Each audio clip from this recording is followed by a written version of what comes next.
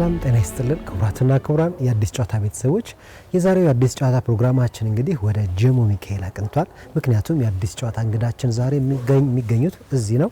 ደራሲ ናቸው። በቅርቡ እንዲህም ተኖሯል የተሰኘ ዳጎስ ያለ መጽሐፍ አሳትመው ለንባብ አብቅተዋል ማለት ነው። እንዲሁም ደግሞ ከዛ በፊት ወደ 20 የሚደርሱ መጽሐፎች አላቸው። ቤታቸው እጅግ ሙዚየም ነው የሚመስለው። ለማንኛውም ገብተን ከሳቸው ጋር ቆይታ እናደርጋለን። ጥሩ ቆይታ እናደርጋለን ማለት ነው። ስንገባ ማን እንደሆኑ እንግዳዬ ታያላችሁ። ሰላም ሰላም ሰላም ሰላም። ሰላም ነህ? እንግዳዬን እያገኘኋቸው ነው። እንዴት ናችሁ? ሰላም ነህ? እንዴት አለ? እንኳን ደህና መጣህ። እንኳን ደህና ቆየህ። ሰላም ነህ? እንዴት አለ? ሰላም ነው። ይመስገን። አለን አለን። እንደ አዲስ ወጣትነት እያየሁብህ ነው። እየታደስን ነው። እየታደሰ በዱቡ እስኪ እንግባ። ቤት ያምራል ጋሼ። አዎ ሙዚየም ነው ብያቸዋለሁ። ይኸው ገና ሙዚየም ነው የሚመስለው። ምን እዚህ ወደ ላይ እንወጣ መጀመሪያ እንይ። እሺ እስቲ ላይ ድረሱና ከዛ ታችሁን ደግሞ ታያላችሁ። እሺ በደስታ በደስታ እንደገባን ፊት ለፊት ይሄ ማን ነው ያየነው? እንደገባን ፊት ለፊት ያየነው ይሄ አብደላ እዝራ የሚባለው ትልቁ ሀያሲ ይሄ ነው። በህይወት ያጣ ነው። ደበበ ሰይፉም ላይ ያለ እና ለሱ መታሰቢያ ነው ይሄ። በቃ ይሄ የጋሽ አብደላ እዝራ መታሰቢያ ነው። ለምንድን ነው የእሱን መታሰቢያ እዚህ ማድረግ የፈለከው ጋሼ? ምክንያቱም እዚህ ዘመድ የለውም። አንዲት ህፃን ልጅ ነች ያለችው። ከዛ ሌላ ዘመዶች የለውም። ዘመዶቹ የመን ነው ያሉት። እዚህ ግን ለኢትዮጵያ ስነ ጽሁፍ በጣም ትልቅ ውለታ የሰራ ሰው ነው። ይሄ ሰው በዚህ በሰራበት ስነ ጽሁፉ ላይ በሰራበት አገር ላይ ማስታወሻ ሊኖረው ይገባል። ወዳጅህን ዝም ብለህ በህይወት ሲኖር ብቻ አይደለም ካለፈ በኋላ ማስታወስ መቻል አለብህ። አብደላ ትልቅ ሀያሲ ነው። አብደላ ቸር ሰው ነው። አብደላ ኢትዮጵያን በጣም የሚወድ ኢትዮጵያንን የሚወድ ለሰው ፍቅር ያለው ሰው ነው። ስለዚህ ወደ ውስጥ እንግባና እሺ ጋሽ አብደላ መታሰቢያ ነው። ይሄ ነው ላይብረሪው።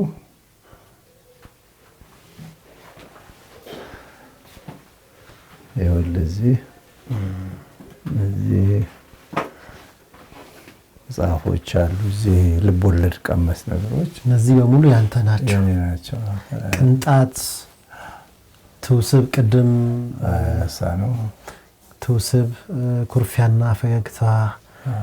ይሄ የመጽሐፉ መጀመሪያ ኖርዌጃንኛ ኖርዌይኛ ትችላለህ ጋሽ? እንኳን ደህና መጣችሁ ብለን እሺ በኖርዌይኛው ቬልኮመን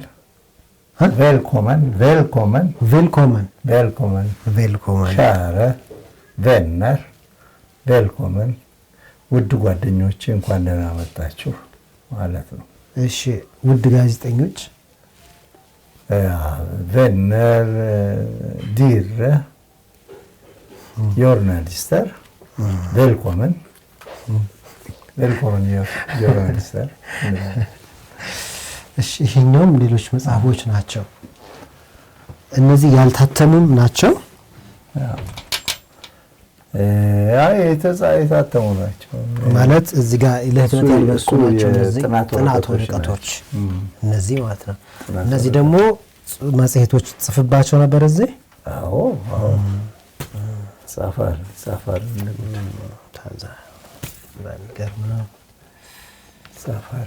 የሌሎች መጽሐፍ ደራሲያን ጽሁፎች ናቸው እዚህ። የብዙ ሰዎች ጽሁፎች ሰባሰባል። እዚህ ደግሞ እሷን ዝጋት። የኢትዮጵያ ታሪክ ነው እዚህ ውስጥ የምታየው። ብዙ ድንቅ የሆኑ የኢትዮጵያ የሚገርም ነው። ታሪኮች በተለያየ ትልልቅ ቅጾች ሁሉ መንካት ይችላሉ። ይሄንን ኦፍ ኮርስ ማን ናቸው? አጎቴና አባቴ አንድ ላይ ነው ሁለቱ። የሚገርም ነው። እንዝጋው አይደል? አዎ።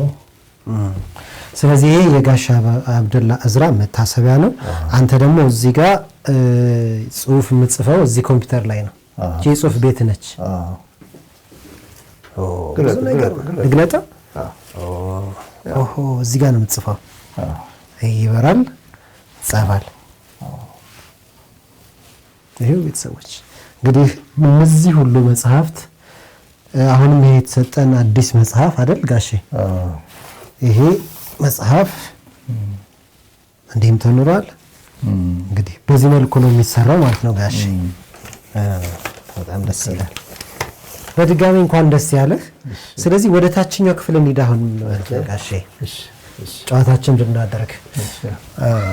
እዛ ጋር የሞገደኛ ለውጤን በድምጽ ያቀረበልህ ጋሽ ፍቃዱ ተክለ ማርያምንም ፎቶ ይቻለው። ራሱ ልዩ ስሜት አለው ብዬ አስባለሁ። እዚህ ያለ እዚህ ይሄ አብደላ ይሄ ኖርዌይ የነበረ ያለኝ ህይወት ነው።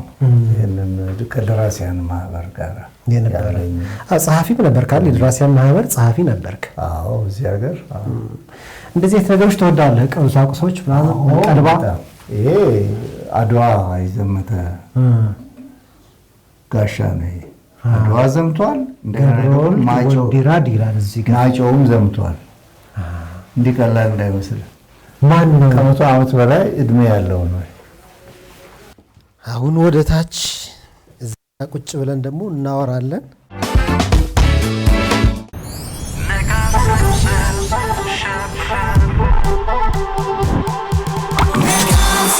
የዲጂታል ፋይናንሱን ጉዞ ማርሽ ቀየረ። ፈጣኑ ቴሌብር 5ኛ ዓመቱን አስቆጠረ። ቴሌብር ለ5ኛ ዓመት ልደቱ ነካ ሰብሰብ ሸብረብ እያለ ልዩ ጨዋታ አዘጋጅቷል። ደንበኞቹን በሽልማት ያንበሸብሻል። ከየካቲት 3 እስከ ግንቦት 2 2018 ድረስ በቴሌብር ሱፐር አፕ ክፍያ ሲፈጽሙ፣ ገንዘብ ሲልኩና ሲቀበሉ፣ በዘመን ገበያ ሲገበያዩ፣ ጥቅልና አየር ሰዓት ሲገዙ በሚሰበስቧቸው ነጥቦች 2 ቅንጡ አውቶሞቢሎች እርሶን ይጠብቃሉ። ማን ነው ባለ ዕድል ይላሉ። ከ150 ሺህ ብር ጀምሮ የገንዘብ ሽልማቶች፣ ለ22 ሺህ በላይ ዕድለኞች በርካታ የሞባይል ጥቅሎች አሉ። በየቀኑ ዕድለኞችን ያንበሸብሻሉ። ነካ ሰብሰብ ሸብረብ በቴሌብር። የቴሌብር አገልግሎት አንድም በራሱ እርካታ፣ በተጨማሪም የልዩ ሽልማት ስጦታ። ኢትዮ ቴሌኮም። ክቡራትና ክቡራን የአዲስ ጨዋታ ቤተሰቦች እንግዲህ በመግቢያችን ላይ እንደነገርኳችሁ የምንገኘው በአንጋፋው ደራሲና ጋዜጠኛ አበራ ለማ ቤት ነው። እንግዲህ ጋሽ አበራ ተቀብለው የተወሰኑ ነገሮችን አስጎብኝተውናል። አሁን እዚህ እንድንመጣ ያደረገንን እንዲህም ተኖሯል የተሰኘውን ይህንን መጽሐፋቸው ላይ ጥቂት እናወራለን። ምክንያቱም ይህ መጽሐፍ ከ20 በላይ መጽሐፎችን የጻፉት ደራሲና ጋዜጠኛ አበራ ለማ በጋዜጠኝነትም በስደትም እንዲሁም ደግሞ በድርሰቱም ዓለም ያላቸውን የህይወት መንገድ ያሳየናል፣ የጥበብ መንገዳቸውን ያስቃኘናል ብዬ አስባለሁ። ስለዚህ ቆይታችን በዚህ መልኩ እንጀምራለን። አብራችሁ እንድትቆዩ በድጋሚ በአክብሮት የምጋብዛችሁ ፕሮግራሙ አዘጋጅና አቅራቢ ድልነሳ መንግስቴ ከካሜራ ባለሙያዎቹ ሙሴ አለማየሁና አለሙ ብርሃን ጋር በመሆን ነው። አብራችሁን ቆዩ። አጋራችን ኢትዮ ቴሌኮምን ከልብ አድርገን እናመሰግናለን። ጋሼ እንዴት አለ? ደህና ነኝ አለሁ። ቤትህ እጅግ በጣም ያምራል። እንግዲህ በሚያምር ቤት ነው የተቀበልከን። ብዙ ሙዚየም ነው የሚመስለው፣ መኖሪያ ቤት ሳይሆን። አመሰግናለሁ። እንኳን ደስ ያለ ብያለሁ።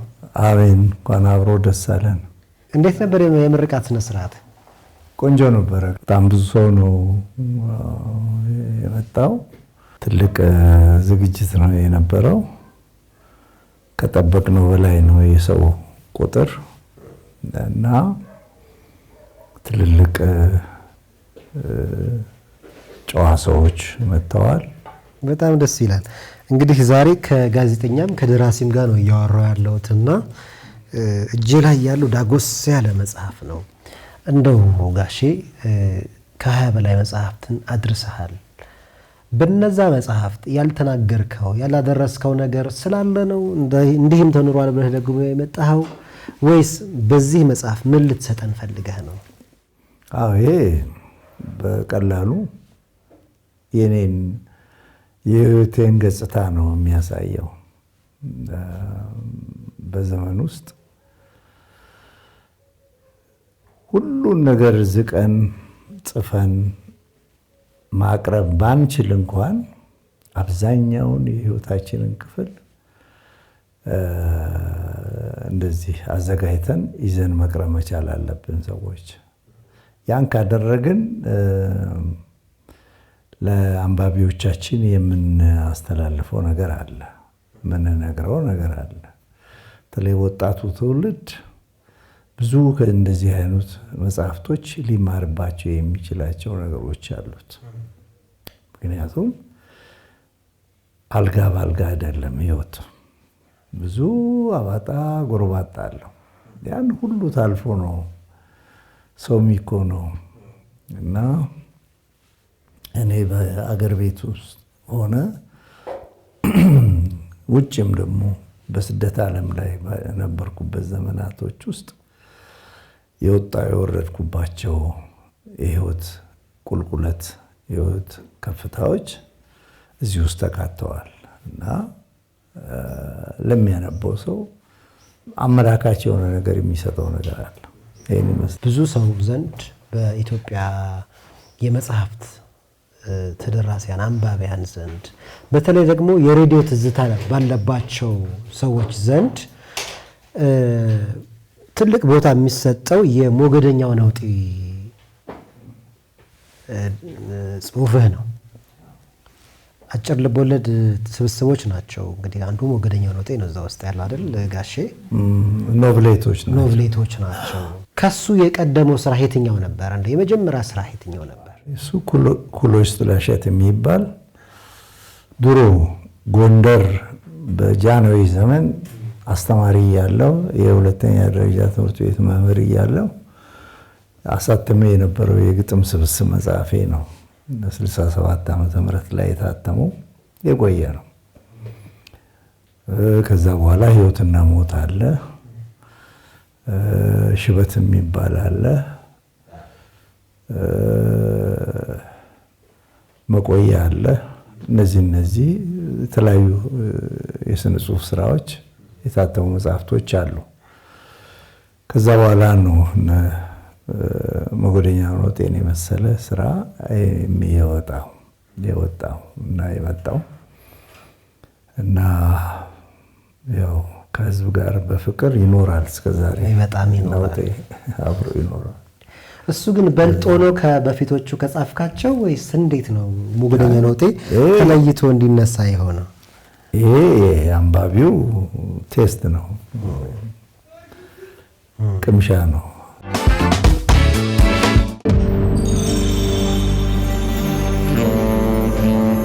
ጤና ይስጥልኝ።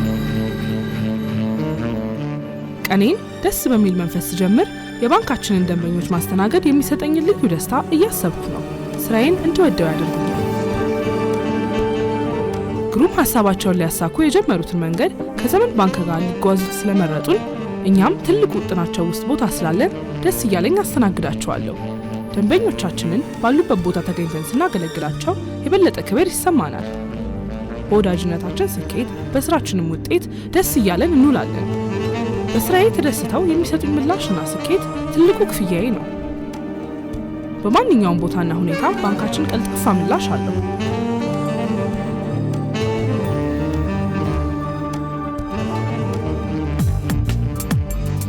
ዘመን ባንክ የላቀ አገልግሎት ማዕከል። ወደ ሰላሌ ልወስድህ ነው። የሰላሌ ልጅ ነህ፣ ግን አንተን የሰላሌ ልጅ ብቻ አድርጎ ማየት ከባድ ነው። ምክንያቱም ብዙ ቦታ ብዙ ሰው ነህ ነው የሚባለው። ብዙ ሰዎችም ሲሉ ዘርፈ ብዙ የጥበብ ሰው ወይም ብዙ ሰው ነው ጋሻ በራ። ምክንያቱም ስደትንም ታውቀዋለህ፣ ጋዜጠኝነትንም ጦር ሜዳም ወርደህ ዘግበሃል። ብዙ ነገር አለ፣ ብዙ ሰው ነው። ግን እንደው ወደ ሰላሌ ልውሰድህና የሰላሌ ልጅነትህ፣ አስተዳደግህ፣ ከዛ በኋላ በህይወት ዘመን ላበረከትካቸው ነገሮች ያበረከተው ነገር ምንድነው? ምክንያቱም እዚህም ጋር ሳይ የዘር ሐረግ ሙሉ አይቻለሁና በደንብ እያንዳንዷን የድገት ሁኔታህን አጣጥመህ የምትኖር ሰው ሆነህ ነው ያገኘው ጋሼና ስለ ሰላሌ የልጅነት የሰጠህ ነገር ምንድነው? የሰላሌ ልጅነት ሌሎችም አካባቢዎች እውነቱን ለመናገር በትህትና በስርዓት ልጆቻቸውን የሚያሳድጉ ወላጆች አሉ። ህብረተሰብም አለ አካባቢው ላይ አስተማሪዎች አሉ። በዚህ ላይ ደግሞ ተዋጽኦ ያላቸው እነዚህ በሙሉ አንድ ላይ ተሰባስበው እርዳታ ራዳ ብለው ነው አንድ ልጅ ወደ ትክክለኛ ሰብዕና ውስጥ የሚያመጡት። ትክክለኛ የሰው ልጅ ስኬት ጥግ ላይ ለማድረስ ከታች ጀምሮ ከቄስ ትምህርት ቤቱ ከየኔታ ከመምሬ ከአባታችን ከወላጆቻችን ቀጥሎ ያሉ እሳቸው ነበሩ። ከነሱ ይጀምርና ከዛ መንግስት ትምህርት ቤት እንገባለን። ከዛ ደግሞ ማህበረሰቡ ይቀበለናል፣ ስናጠፋ ይቆጣናል። ጥሩ ነገርም ስናደርግ እየመረቁን እናድጋለን። ሰላሌ ውስጥ ያው ደብረ ሊባኖስ አጠገባችን ስለሆኑ ተክለ ሃይማኖት ስላሉ እዚያ ብዙ ጊዜ ንግስ ሲኖር እንሄዳለን። ቦይ ስካውቶች ሆነን እንሄዳለን። ያው ለጽድቅ ብለንም እንሄዳለን። ያ ሄደን አቦየት ሳልመን ንግሱን አንግሰን እንመለሳለን እና እንዲህ አይነት ድንቅ የሆነ አስተዳደግ አለን። ትህትና አለ። ለሽማግሌዎች ለትልቅ ሰዎች ያለን አክብሮት በጣም በጣም በጣም ወደር ያልነበረው ነው የነበረው። በጣም ትሁቶች ነበር። በኔ ዘመን የነበረን ልጆች በጣም ትሁቶች ነበር እና አዋቂዎችን የምናከብር፣ አባቶችን የምናከብር፣ እናቶችን የምናከብር እንደዚህ አይነት ምርቃቱ ምኑ እያገኘን ያደግ ነው። ይሄን ይመስላል። የጋዜጠኝነት ህይወቱ ይቀድማል ወይስ የድርሰት ህይወቱ? የትኛው ይቀድማል? ድርሰቱ ይቀድማል። እኔ ግጥሞች በመጻፍ ደግሞም አጫጭር እንደው አጭር ልቦለድ ልንለው እንኳን አንችልም፣ ግን የትምህርት ቤት ድርሰት የምንለው አለ አይደለም፣ በደብተር የሚጻፍ እንደሱ አይነት ነገር በመስራት እቀድማለሁ ከጋዜጠኝነቱ። ጋዜጠኝነቱ የጀመረው ሁለተኛ ደረጃ ትምህርት ቤት ወሊሶ ስገባ ነው። ቅድም እንዳልከው የኔ አስተዳደግ ሰላሌ አለ፣ ወሊሶ አለ፣ አዲስ አበባ አለ። በዚህ በሶስቱም ቦታ ነው የኔ እድገት የተቋጨውና ከሶስቱም የማገኛቸው ነገሮች ብዙ ሙሉ ሰው ለማድረግ አንድ ሰው የሚያስችል ግባቶች ነበሩ እና ከዚያም ወስደው ባህል አለ፣ ከዚህኛው ከአዲስ አበባውም አለ፣ ከወሊሶውም አለ፣ ከሰላሌውም አለ። እንዲህ እየተደረገ እኔን እየገነቡ ያሟሉ ሙሉ ሰው ወይንም እንደው አንድ ከፍታ ውስጥ እንዲገባ የሚፈልግ ወጣት ልጅ እንድሆን አትግተው ነው ወደ ላይ ያወጡኝ። እነዚህ ሶስቱም ባህሎች፣ ሶስቱም ስርዓቶች፣ ሶስቱም አካባቢዎች ህብረተሰቡ ያንን አድርገዋል። አስተማሪዎቼ በዚህ ላይ ለኔ የኔ አስተማሪዎች ከኤሌመንተሪ ትምህርት ቤት ጀምሮ ሁለተኛ ደረጃ ትምህርት ቤት ኮተቤ መምህራን ማሰልጠኛ ገብቻለሁ። እዛም አዲስ አበባ ዩኒቨርሲቲም ስገባ እነዚህ አስተማሪዎች ሁሉ ጊዜ ከኔ ጀርባ ተለይቶኝ አያውቁም። በጣም እኔን ለማትጋት በጣም የሚጥሩ የነበሩ ድንቅ መምህራን ነበሩኝ እና እስከዛሬ አመሰግናቸዋለሁ። በዚህ በመጽሐፌ ላይም አስታውሻቸዋለሁ እነዚያን ወዳጆቼን፣ አስተማሪዎቼን። የመጀመሪያው ድርሰት እንደው ታትሞ ለህዝብ የደረሰው የትኛው ነው? ኩሎች ጥላሸት የሚባለው ኩሎች ጥላሸት የሚለው እሱ የግጥም ስብስብ ነው። የግጥም ስብስብ በ67 ዓመተ ምህረት ነው የታተመው። ስንት ኮፒ ነበር የታተመው? እዛ ጊዜ 2000 ኮፒ ነበር የታተመው። አለቀ። ግን ድጋሚ እንደዛ ያንን የቀደምት ስራዎችን ድጋሚ ማምጣት ሀሳብ የለም ጋሽ? አለ እንግዲህ ከዚህ ቀደም አንድ የዛሬ 4 ዓመት አካባቢ የኔን ያጫጭር ልቦለድ ስራዎችን የኖቭሌት ስራዎችን አንድ ላይ ተውስብ በሚል ርዕስ የተወሳሰበ ማለት ነው እና ያው እንግዲህ ፕሎት የምንለው የሴራ የምንለው የተወሳሰበ ነገር ነው። ድርሰት ከሱ ነው የሚመነጨው እንጂ ያለ ሴራ ድርሰቱም ድርሰት አይሆንም። እና በዚህ ምክንያት ነው ተውስብ የተባለው። እሱ ላይ ብዙ ተካቶ ቀርቧል። እስካሁን ያልተሰባሰበ ስራዬ ቢኖር ግጥሞቼ ናቸው። ግጥሞቼን እንዲሁ እንደተበተኑ አሉ። አንድ ቀን ይሰበሰቡ ይሆናል። ተስፋ እናደርጋለን። እኛም እናነባለን ብዬ አስባለሁ። በፊት ብዙ ሰዎች ስላንተ ሲናገሩ የተለያዩ መረጃዎችን ሳይ ጋዜጦች ላይ፣ መጽሔቶች ላይ የምጽፋቸው ጽሁፎች በጣም ተወዳጅ ነበሩ። ስለዛ ጊዜ እስኪ ያስታውሰን። ጋዜጣ ላይ መጽሐፍ፣ መጽሔት ላይ መጽሐፍ በየሳምንቱ ወይም በየእትሙ አንባቢ ጓጉቶ እንዲጠብቅ ማድረግ ትልቅ ጥረትን፣ ጽናትን የሚጠይቅ ይመስለኛል። እኔ ገና መምህር እያለሁ ነው ጋዜጣ ላይ ጽፌ የነበረው። አዲስ ዘመን ጋዜጣ ላይ የካቲት ላይ የካቲት በኋላ የመጡ ናቸው። በዛን ጊዜ የነበረው አዲስ ዘመን ጋዜጣ አለ። እንደገና ደግሞ የዛሬቱ ኢትዮጵያ የሚባል አለ። ኢትዮጵያ ድምጽ የሚባል ጋዜጣ አለ። እነዛ ላይ ነበረ የምጽፋቸው የነበሩት እና እንዲህ እያልኩ ከመምህርነት ወደ ጋዜጠኝነት ዓለም ውስጥ ገባሁኝ በ68 ዓመተ ምህረት። ከዛን ጊዜ ጀምሮ የኢትዮጵያ ሬዲዮ ጋዜጠኛ ሆኜ እኔ ለአዲስ ዘመን ጋዜጣም ለዛሬቱም ጽሁፍ እጽፋለሁ። ምን መምህር ነበርክ ጋሽ? እኔ ቋንቋ መምህር ነበርኩኝ እና ሁለተኛ የፈጠራ ስራዎች ይሄ ኤክስትራ ካሪኩለር አክቲቪቲ ኮኦርዲኔተር ነበርኩኝ ለሁለተኛ ደረጃ ትምህርት ቤት ጎንደር ቃሃስ ውስጥ የቃሃስ ኮኦርዲኔተር ነበርኩኝ። ለተማሪዎች ክበቦች፣ የተለያዩ ክበቦች ይቋቋማሉ። እነ ስካውት፣ እነ ስፖርት፣ የእርሻ፣ የእጅ ጥበብ። ስለዚህ እነሱን ታስተባብራለህ? አዎ፣ እነዛን እንትን ማለት የሙዚቃ ክበብ፣ የቲያትር ክበብ፣ እነዚያን ብዙ ክበቦች ነበሩኝ ያቋቋምኳቸው። ልዩ ትዝታ ነበር ታዲያ ቃሃስ ውስጥ ጎንደር ውስጥ? እንደዛ አድርገን በእውነት ሰርተናል እና ከዛ ወደ ጋዜጠኝነቱ ከዛ ወደ ጋዜጠኝነቱ ህይወት ውስጥ መጣው። ስመጣ ያው በጋዜጦቹ ላይ ብዙ ነው ምጽፍ የነበረው። ጸደይ የሚባል ደግሞ አንድ መጽሔት ነበረ ድሮ። እሱ በጣም ጥሩ ያተጋን ነበረ። ጥሩ እንጽፍ ነበረ። እዛ መጽሔት ላይ ጥሩ መጽሔት ነበረ። እሱ ላይ ሁሉ እጽፋለሁ እና በኋላ ግን ከኢትዮጵያ ሬዲዮ ወደ ኢትዮጵያ ፕሬስ ተዛውሬ ሄድኩኝ። ባህል መድረክ የሚባል የኪነ ጥበባት ገጽ ነበረ። እሱን ነበር የማዘጋጀው እና እዛ ላይ ብዙ የሂሳዊ ንባብ ስራዎችን አቅርብ ነበረ። አዳዲስ መጽሐፍ ሲወጣ፣ አዳዲስ ቲያትሮች ሲወጡ፣ አዳዲስ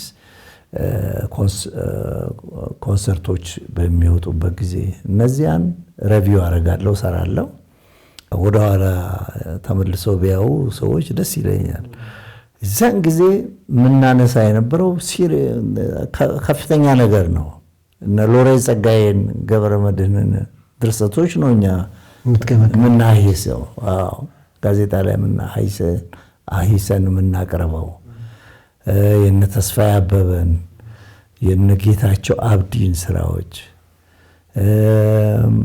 የነ መላኩ የሚባል ደግሞ ሌላም መላኩ አሻግሬ የሚባል ደራሲ ነበረ። መድረክ ላይ ብዙ ቲያትሮችን ያቀርብ ነበር። የነዚህ ሰዎች ምንም የሚቀረኝ አልነበረም እና ይሄንን ሂሳዊ ንባብ ስራዎች እየሰራው አቀርባለሁ። እዛ አዲስ ዘመን ጋዜጣ ላይ ዛሬቱ ላይ አቀርባለሁ። በዚህ አይነት ነው የኖር ነው። ወደ ጦር ሜዳ ታዲያ ጋዜጣ ላይ ያለ ነው ሬዲዮ ላይ ያለ ነው? ሬዲዮ ያለ አስታውሰን እስኪ እሱን ጊዜ ጋሽ። ጦር ሜዳው እንግዲህ መቼም ስርዓት ነው የነበረ ስርዓት ነው። በዛን ጊዜ መንገጫገጫ አለ። ጥሩ አልነበረም ስርዓቱ ደንቡ እና አብዮት የሚባል ጸረ አብዮት አለ እና በተለይ ሻዕቢያ ሰዎች በጣም መከራ ያበሉን አለቆቻችን ሆነው ተቀምጠው ስቃይ ያበሉን ነበር እና ይሄ ትንታግ የሆነውን ኢትዮጵያ ወይ ሞት የሚለውን ወገን ያንን ማሳደድ ይፈልጉ ነበር እና እኔም ተጎትቼ ነው ወደ ጦር ግንባር ሄድኩት። አለቀ እና ከሄድኩ በኋላ ያው እዛው ጦሩ ጋራ 1-3 ወር ያላነሰ ጊዜ ቆየውኝ። እዛው ግንባር ላይ ነበር እኔ የምገጽት ወር ቴፕ ይዤ ሄጄ በቴፔ ነው የምቀዳው እና መስመር ላይ እየገባን ነበር የምንሰራው። ጥይት ይመታል ምናምን የሚባል ታሪክ የለም። ዝም ብለን ገብተን ነው የምንሰራው እና ምርኮም አንድ ጊዜ ገጥሞናል። ልንማረክ ነበር ጋዜጠኞቹ፣ ከሱ አመለጥን። እንደገና ደግሞ አንዳንድ ጅል አለቆች ደግሞ አሉ።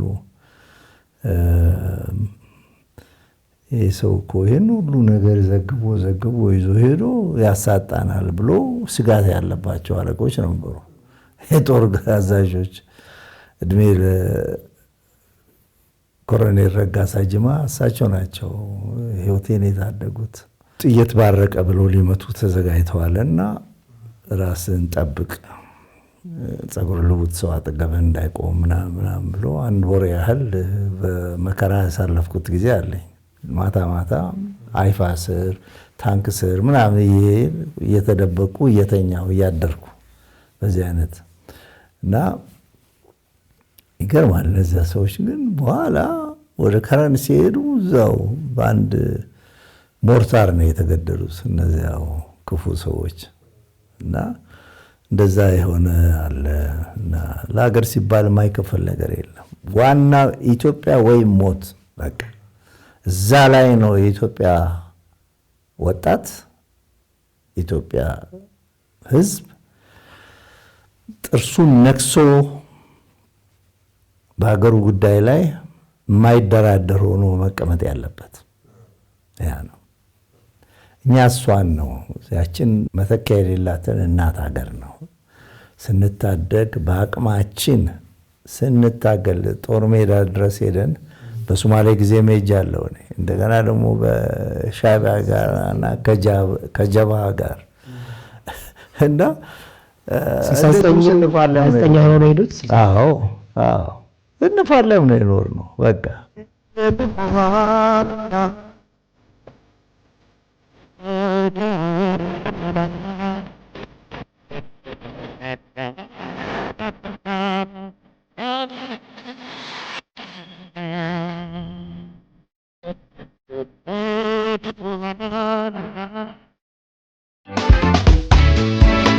ሄሎ። እሺ አዲሱ ቤት እንዴት ነው? ጥሩ ነው ግን ጭር ብሏል። ምን ነው? ዲሽ ሰሪው የት አለ? ሳህኑ ከትናንት ጀምሮ አልተሰቀለም። እሱን ተይው፣ የተሻለ ነገር አመጣለሁ። አባወራው በጉጉት ተጠብቋል። ከነስጦታው ከተፍ ብሏል። ኦ ስጦታው ለማን ነው? ለኛ ለሁላችንም። ቴሌስትሪም ቴሌስትሪም ይሰኛል። ሕይወትን አዘምኖ መረጃና መዝናኛ በጥራት ያደርሳል። የቴሌስትሪም ዲቫይስ ሲም ካርድ ይቀበላል። በ4G እና 5G ኔትወርክ ይሰራል። በአማራጭ ደግሞ ዋይፋይ መጠቀም የሚቻል ሲሆን ከቴሌቪዥኑ ጋር ያገናኙታል። ከዚያም በሳተላይት ዲሽ ያገኟቸው የነበሩ ቻናሎችን ይመለከቱበታል። መቀበያው ዘምኗል። ቴሌስትሪም ሳሎን ገብቷል። ምን ብቻ ቴሌቪዥኑ ስማርት ባይሆን ቴሌስትሪም የስማርት ቲቪ አገልግሎትን አሟልቷል። ቢፈልጉ ዩቲዩብ አሊያም ያሻውትን መተግበሪያ ጭነው መጠቀም ይቻላል። ቴሌስትሪምን በዘመን ገበያ ወይም ከኢትዮ ቴሌኮም አገልግሎት መስጫ ማዕከላት ገዝተው አኗኗሩን ያዘምኑ። ድንቅ ነው። ከውጭ ነው ያስመጣው? ከዚሁ ነው ከኢትዮ ገባኝ። ቴሌስትሪም ከአንጋፋው ኢትዮ ቴሌኮም። በጋዜጠኝነት እንደው አብራቸው ከሰራሃቸው ፕሮግራሞች የማትረሳው ከዚህ ከጦርነቱ ውጪ ማለት ነው? ኢትዮጵያ ሬዲዮ ውስጥም ሆነ በፕሬስ ውስጥ ስሰራ ብዙ ጓደኞች አሉኝ። እዚህ መጽሐፍ ላይም ተነስተዋል። ብዙዎቹ ድንቅ የሆኑ ጋዜጠኞች ነበሩን። ነፍሳቸውን እግዚአብሔር ይማረው። ታደሰ ሙሉነ የመሳሰሉት እነ ጸጋዬ እንደሻውን እነ ተፈራ አስማረን የመሳሰሉ ሙሉጌታ ወልደሚካኤልን የመሳሰሉ ጎበዝ ወጣት ጋዜጠኞች ነበሩ። ወደ ቴሌቪዥንም ስንሄድ እና ጌታቸው ኃይለማርያምን የመሳሰሉ ነበሩ። ወደ ፕሬስም ስንሄድ እነ መርዕድ በቀለን የመሳሰሉ ጎበዝ ኤዲተር ነበረ፣ ጋዜጠኛ ነበረ እና ከነሱ ጋር አሰፋ ለምሳሌ አሰፋ ስዩም የምንለው ሁሌም ማነሳው የሚገርም የዜና አገልግሎት ጋዜጠኛ ነበረ። ማንኛውንም ትልልቅ ፕሮግራም በሚኖርበት ጊዜ ተገኝቶ ዜና የሚዘግበው እሱ ነው። እኛ ቴፕ ተሸክመን ሄደን ማስታወሻ ይዘን ስንዘግብ አሰፋ ስዩም ግን አይዘግብም። ቀጥ ብሎ ቆሞ ማዳመጥ ብቻ ነው። ኮሎኔል መንግስቱ ሊሆኑ ይችላሉ፣ ሌላም ሰዎች ሊሆኑ ይችላሉ። ቀጥ ብሎ ቆሞ ያዳምጣል። ተመልሶ ቢሮ መጥቶ አሃዝ ሳይሳሳት ለ7 ሰዓት ዜና የሚያደርስ የነበረ ጀግና ነው። እንደሱ የመሳሰሉ ድንቅ ሰዎች ነበሩ። ከካሜራማኖችም አበራ በየነ የሚባል ነበረ፣ ድንቅ ሰው። ኤልያስ ብሩ አሁንም በህይወት ያለ ነው። ታምራት የሚባል ለዚሁ የቴሌቪዥን ካሜራማን የነበረ አለ እና ብዙ ሰዎች እነ ክንፈ ሚካኤል የሚባሉ የፕሬስ ደግሞ ፎቶግራፈርስ አሉ። ደስ የሚሉ ጎበዞች ታታሪ የነበሩ አሉ። ለዛ ሆነን ያሳለፍነው። ድርሰቱ ዓለም ላይ እንግዲህ የተለያዩ መጽሐፍትን አጋርተናል። ለምሳሌ የማለዳ ስንቅ፣ ሽበት እና አሁን ህይወትና ሞት፣ አባ ደፋር፣ ጽጌረዳ ብዕር ከሌሎችም ጋር በመሆን ጭምር ጻፍካቸዋሉና እነሱ ድርሰቶች ትኩረታቸው ምን ላይ ነበር? ማህበራዊ ላይ እንደምታተኩር ብዙ ጊዜ ይነሳል። ማህበራዊ ጉዳዮች ላይ ታተኩራለህ ይባላል። ርዕሳቸው እንደጠቀስከው ገሚሱ አጫጭር ልቦለዶች ናቸው። ገሚሱ ታሪካዊ ልቦለድ ነው፣ እንደ ጥሎ ማለፍ የሚባለው አይነት። ሌሎቹ ደግሞ ግጥሞች ናቸው እና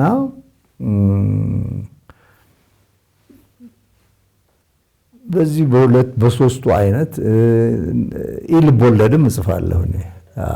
ስለ ሞሪንጋ የጻፍኩት አለ ከዚህ ቀደም እንደዚሁ አለ። ስለ ቋንቋ ጉዳይም የኪነ ጥበባዊ የሆኑ ተርሚኖሎጂዎችን ያካተተ አንድ ያሳተምኩት ሌላ መጽሐፍ ነበር እና የተለያየ ነገሮች እሞክራለሁ እና ያ ነው ቀርቦ የነበረውና ሁሉንም ኮክቴል አድርጎ የያዘ ነው ማለት ይቻላል የኔ ስራዎች። ግን እንደ ደራሲ ግን የኖቬላ ደራሲ ነኝ ብለህ ታስባለህ ወይም ደግሞ በየትኛው ነው ራስን የምትገልጠው?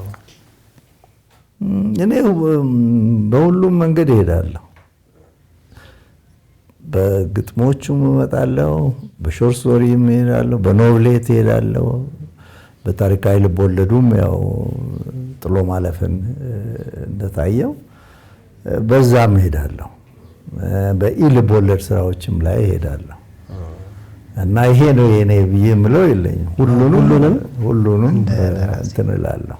ወደዚህ መጽሐፍ ልንመጣ ነው ጋሼ። የመጀመሪያ ላይ ያስቀመጥከው እኔና መዓዛ ብሩ ብለህ ሸገር ላይ ያረጋችሁትን የጨዋታ እንግዳ ቆይታ ነው። ይህንን መጀመሪያ ያረክበት ምክንያት ማወቅ ፈልጋለሁ። ለምንድን ነው መጽሐፍን ስንጀምር በዚህ እንድንጀምር ያረከው? አዎ ምክንያቱም ብዙውን የኔን የህይወት ታሪኬን ያካተተው ከሷ ጋር ያደረገ የነበረኝ ቆይታ ነው። ብዙውን ነገር ይዟል እሱ በጣም ብዙውን። ከሷ ጋር ካደረግን በኋላ ደግሞ እስከ ዛሬ ድረስ ያለውን የህይወቴን ክፍል 2 ላይ ታገኘዋለህ። ከዛ ደግሞ አንዳንድ የኔ ጥብቅ የሆኑ ስራዎች አሉ፣ ሂሳይ ንባብ ስራዎች አሉ፣ መጣጥፎች አሉ፣ ፖለቲካ ቀመስም የሆኑ እነሱ ደግሞ በ3ኛው ክፍል ላይ ተሰድሮ ይታያል። እንደዛ ሆኖ ነው የተቀመጠው። ስለዚህ ይሄ ከሸገር ጋር ያለኝ ብዙውን ነገር የያዘ ስለሆነ ነው። እዚህ ጋር ስለ የአባ ዳኘው የአባ መላ የሚል ግጥሞችም አለ እዚህ ጋር የተጻፈውና ቀለሙ ፈሰሰ፣ ቀንዲል ተሰበረ፣ ብዕሩ ለገመ፣ ብራናው ጠቆረ፣ ዋርካው ተቆረጠ፣ አድባር ተሸረጠ፣ አገር አኮረፈ፣ ስንኪኑ አረጠ፣ አረ ሞሮሽ በሉ፣ ወረ ዳኛ ጥሩ፣ አረ እግዚኦ በሉ፣ ወረ ጋሼ በሉ፣ አገር ቃን ቀረ ገበናው ተገልጦ፣ ጋሼ ሳይነጋጋ በድንገት አምልጦ፣ ያገር ሸማው ያገር ቡልኮው ያባ ዳኘው ያባ መላ ሽመናው እያለ ይቀጥላል። የዚህ ግጥም ምክንያት ምንድነው? ሎሬት ጸጋዬ ገብረመድህን መታሰቢያ ግጥም ነው። እሱ ያረፈ ጊዜ የተጻፈ እንትን ነው፣ አሌጎሪክ ሮማንስ ነው እና የዛን ጊዜ የቀረበ ነው። ሰፋ ያለ ግጥም ነው። በዲቪዲም ከዚህ ቀደም ታትሞ ወጥቷል እና የመጨረሻ በቃ ሐዘኔን የገለጽኩበት የግጥም ስራ ነው። ትንሽ ነገር ንገሩን እስኪ ከሳቸው ጋር። እንግዲህ ምንድነው ጋሽ ጸጋዬ ለየት ይላል ከሌሎች ሰዎች።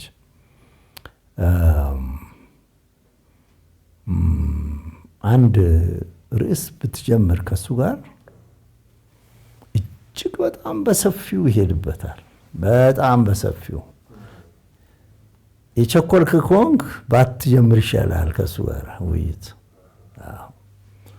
እሱ አትክኖ በጣም ከስረ መሰረቱ ጀምሮ እስከ መጨረሻ ድረስ ብዙ ነገር እያጣቀሰ ያስረዳሃል፣ ያስተምርሃል። እንደዚህ አይነቱን ትጉህ አስተማሪ መምህር እንዲህ በቀላሉ ሰምቶ የምታልፈው አይነት አይደለም እና እንትኑ ሰፊ ነው፣ ባህር ነው እሱ።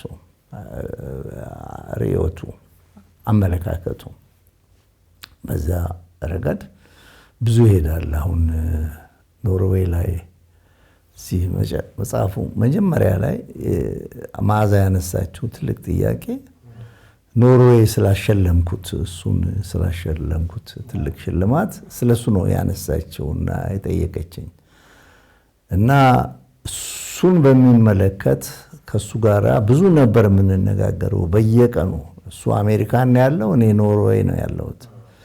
ሁለታችን በስልክ ላይ ነው የምናወራው እና በጣም ሰፊ ነገር ብዙ ነገር አንስተን እንወያያለን። እንደዚህ ያነሳው ነው ጋሽ ጸጋዬ ማለት። በዛውም ከነካ ላይ ቀር የስደትን ጉዳይ እናንሳ። ስለ ስደትም ጽፋል። ወደ ኬንያም ወደ ኖርዌይም ሄደ ነበረ። አብዛኛው ኑሮም ኖርዌይ ነው። የስደት ዓለም እንዴት ነው ጋሼ? ስደት ጥሩ አይደለም። ስደት ጥሩ አይደለም። አገር ሰላም ብትሆን፣ አገር የተሻለ ለዜጎቿ ዋስትና የምትሰጥ አገር ብትሆን፣ አገር ባትለቀቅ ይሻላል። የትኞቹ ነበሩ ውጪ የሆነ ስደት ዓለም የጻፍካቸው? የመጨረሻዎቹ ናቸው አይደለ? አውጫጭኝ የሚለው አለ። እንደገና ኩርፊያና ፈገግታ የሚለው ሌላው የግጥም ስብስብ እንደዚሁ ያንን ስካንዲኔቪያን የነበርኩበትን ሀገሮች የሚያስታውስ ነው። እንደዛ የተሰራ አለ። የሞስኮ ትዝታ ምን ቢል ነገር ሲያየው ነበር። እሱም አለ እሱ አለ። የመጨረሻው ቅንጣትና ጥሎ ማለፍ እንግዲህ በቅርብ ጊዜ የመውጡት ስራዎች ናቸው፣ ግን ሰው ጋር ብዙ የደረሱ አይመስለኝም። እነዚህን መጽሐፍ ድጋሚ የማሳተምና የማድረስ ነገር ሀሳብ አለህ ጋሼ? እዚህ ሀገር እኮ መጽሐፍ ማሳተም አትችልም፣ ዋጋ የለውም።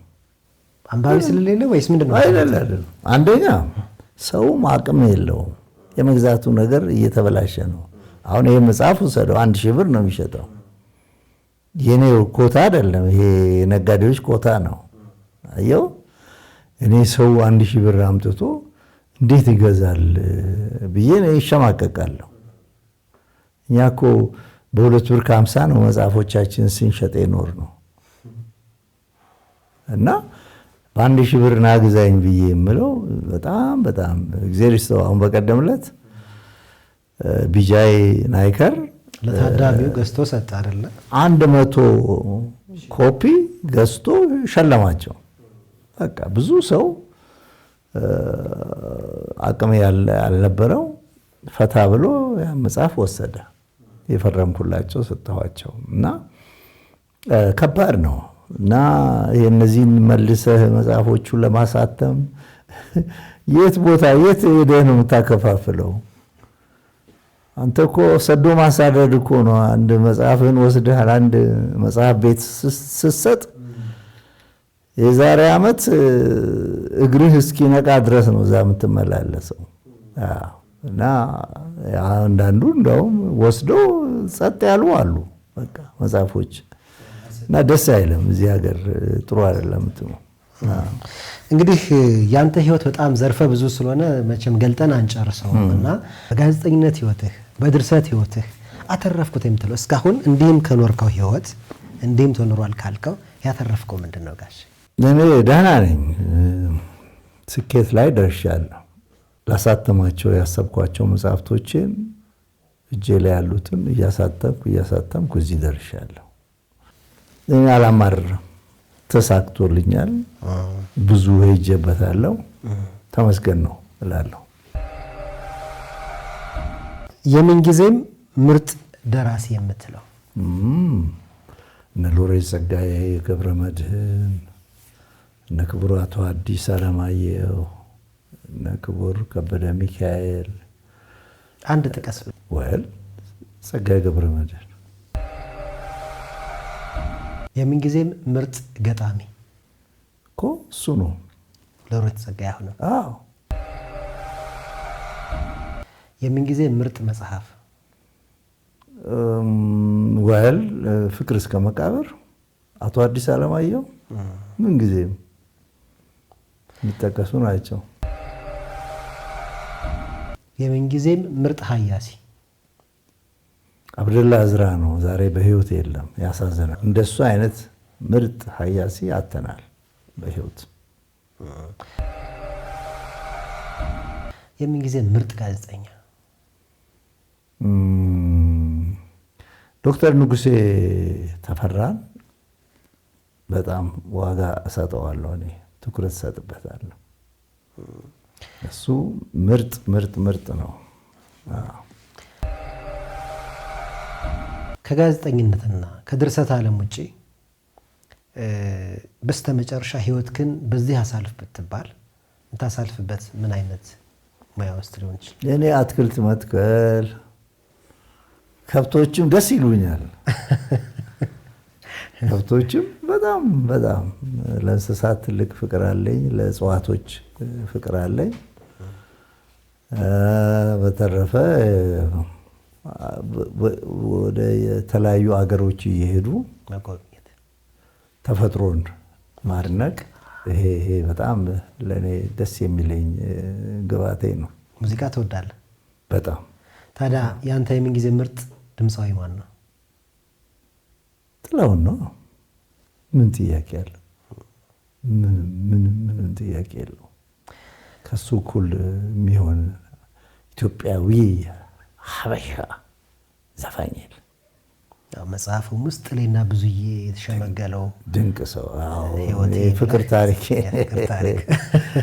አለኝ ከነሱ ጋር። ምስጋና ካለ ይህን አጋጣሚ ተጠቅመን የመሰነባበቻችን እናድርገው ጋሽ። አሁን ይሄ መጽሐፌን እውነት ለዚህ ለምረቃው ትልቅ አስተዋጽኦ ያደረጉልኝ ኢንጂነር ቢጃይ ናይከር አለ፣